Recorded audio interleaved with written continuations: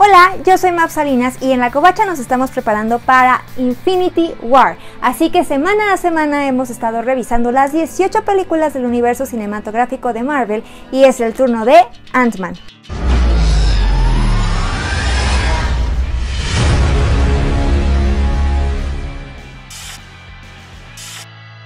La 12ª película del MCU se estrenó el 15 de julio de 2015 tanto en México como en Estados Unidos y fue la encargada de cerrar la fase 2. Además, después de Guardianes de la Galaxia, fue la segunda película en introducir a un nuevo héroe que llegaba ya un poco tarde a la fiesta, pero que además era el Hombre Hormiga. No parecía tener un poder muy cool en comparación con el resto de los Vengadores o de los Guardianes. Este Hombre Hormiga tuvo una historia de origen muy diferente a la que vimos en los cómics creados por Stan Lee, Jack Kirby y Larry Lieber. De hecho, originalmente es Hank Pym quien crea a Ultron, la inteligencia artificial que en la era de Ultron vimos que corrió a cargo de Tony Stark y de Bruce Banner. Sin embargo, no fue Hank Pym el elegido para interpretar a este héroe, sino que se fue a Scott Lang este manto. ¿Por qué? Tal vez porque en los cómics había habido un episodio de violencia doméstica en el que Hank Pym era violento con su esposa Janet Van Dyne. El elegido es Scott Lang. Vamos a conocer su historia, pero a través de la elección que hace Hank Pym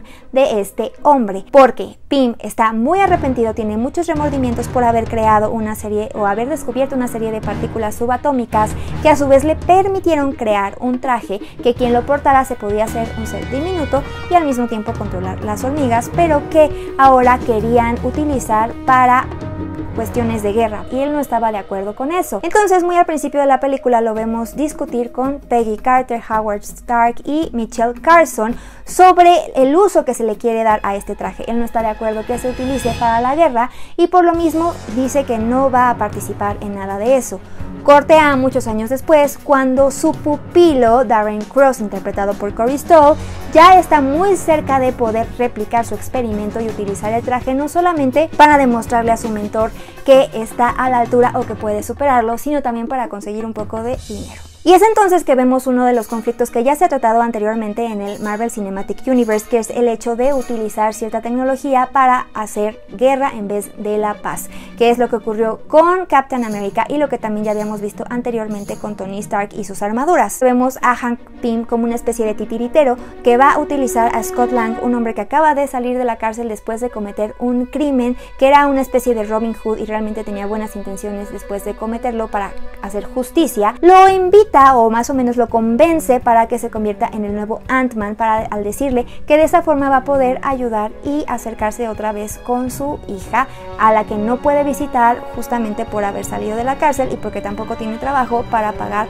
su manutención. Y es así que se establece un paralelismo entre estos dos personajes. Por un lado, Hank Pym está tratando de reencontrarse con su hija, quien está muy ofendida y se alejó de él después de la muerte de su madre, y por el otro tenemos a Scott Lang, que quiere también tener un vínculo de este estilo con su hija. La cuestión es que se vende de una forma muy fácil y muy gratuita este convencimiento para Scott Lang. Es como una salida muy pragmática por parte del guión, pero esto permite que se le dé un poco más de tiempo al entrenamiento de Scott Lang para convertirse en el Hombre Hormiga y eventualmente también para lidiar con Corey Stoll y su personaje, que está realmente muy obsesionado por demostrarle a Hank Pym que está a la altura.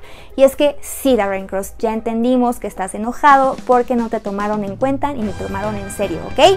Ya. Darren Cross entonces va a ser un villano que va a estar bastante a la altura de Scott Lang, porque ambos tienen un traje que los hace básicamente igual de fuertes en cuanto a atributos físicos se requiere. La gran diferencia está en que Scott Lang va a tener además un equipo que lo apoya, además de su propio ingenio, y que tiene una motivación muy grande al tratar de salvar a su hija de este villano.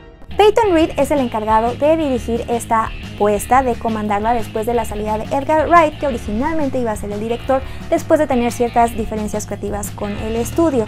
La cosa es que al final Edgar Wright sí se quedó con el crédito de guionista. Esto permite que Peyton haga un tratamiento muy cómico. Es una de las películas más cómicas de Marvel, sin embargo al mismo tiempo es una cinta de atracos, porque tenemos a un Scott Lang que tiene que meterse al cuartel de los Vengadores y a la que era la empresa de Hank Pym para extraer cosas que le van van a ayudar en su misión. Y es justamente tras tratar de entrar al cuartel de los Vengadores que va a aparecer un cameo bastante importante, que es Falcon, el personaje de Anthony Mackie, con quien Ant-Man va a tener un combate que es bastante divertido. Va a hacer su primer contacto con los Vengadores, lo cual después se va a establecer más adelante en la franquicia. Y otra de las cosas importantes de Ant-Man es la presentación de Evangeline Lilly como Hope Van Dyne, que eventualmente se va a convertir en The Wasp. Pero lo importante es que además ella es al principio de la película quien realmente está capacitada para portar el traje de Ant-Man.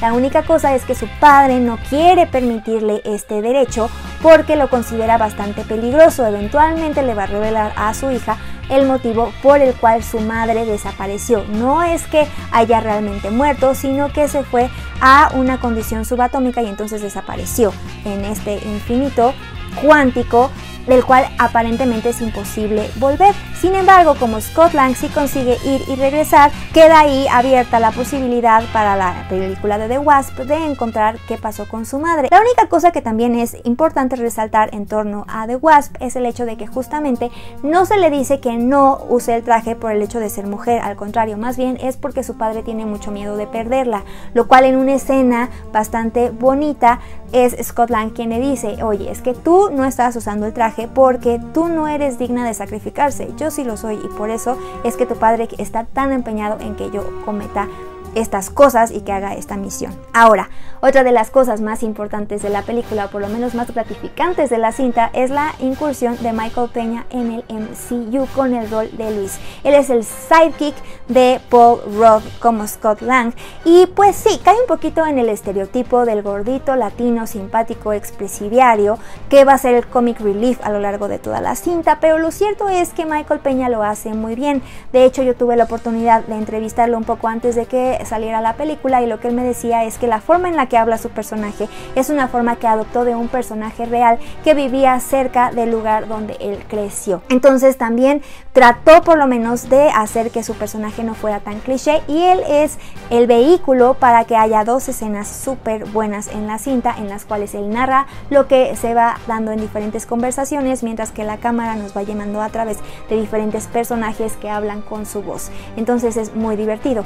Otro de los puntos que hicieron esta película tan cómica fue esta contraposición de lo diminuto con lo real, particularmente en la gran escena de acción climática de la pelea entre Yellow Jacket y Ant-Man, que están en el cuarto de la hija de Scott Lang y que pelean. Y realmente cuando la cámara está sobre ellos parecen grandes explosiones y como si fuera fuerza ultrahumana la que están utilizando, y cuando la toma es más abierta pues se ve que realmente están alrededor de un juguete de una niña y que es un cuarto, y que realmente no es tan estrambótico como parece que está ocurriendo. Y bueno, las escenas postcrédito también son bastante relevantes por el hecho de que la primera nos introduce el futuro de The Wasp dentro del MCU como una potencial heroína cuando su padre le presenta el traje, y la segunda es cuando tenemos a Falcon platicando con Captain America porque tienen a Bucky ahí amordazado y están discutiendo sobre el hecho de que no pueden ir con Tony Stark porque los acuerdos de Sokovia no se los permiten. Sin embargo, Falcon dice que él conoce a alguien que le puede ayudar, y es ahí cuando descubrimos que Ant-Man va a regresar en Civil War, pero ese ya es tema de otro video. Bueno, eso es todo, así que ustedes díganos si Ant-Man es de sus películas consentidas del MCU o no. No se olviden de dejar sus comentarios acá abajo y de suscribirse. Les recuerdo que la próxima semana tendremos análisis de Civil War por parte de los cobachos de Casalas y Raúl Hernández. Yo soy Mab Salinas y eso fue todo. Gracias y bye.